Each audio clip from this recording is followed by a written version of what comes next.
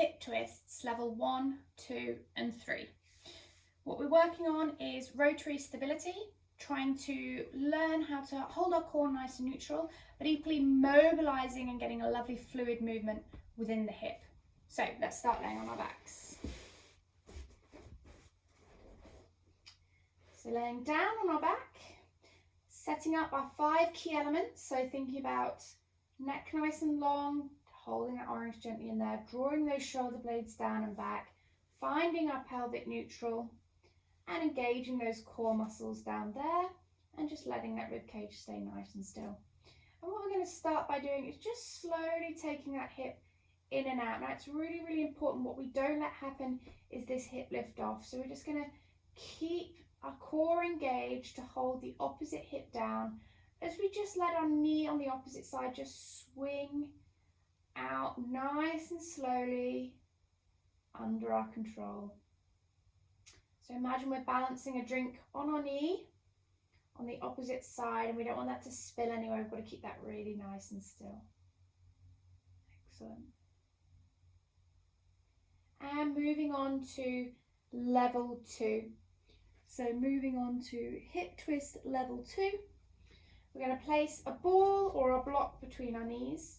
We're going to put our arms out to the side for a nice stability. And what we're going to slowly do is take both knees over to one side, rocking through there, keeping our core just gently engaged, and slowly back up. You might hear a few pops and clicks as you do that.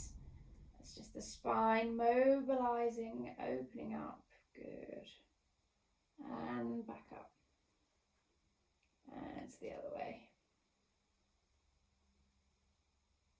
And back up. And you don't need to go all the way to the floor here. Just whatever feels comfortable. And back up. Perfect. Hip twist level 3. We're going to bring the leg to tabletop. Thinking about balancing a glass of gin on our shin. We're going to think about keeping our knee nice and level and still on the other side. We're just going to slowly take the hip out to the side. So what we're not doing is taking it forwards or backwards. We're just letting it drop out to the side as much as it feels comfortable. And then slowly back in. Good. And again, keeping that tummy engaged. Don't let yourself rock too far. And back in. Slowly take that foot back down. And onto the other side, floating that knee to tabletop. Remembering to engage all through your core.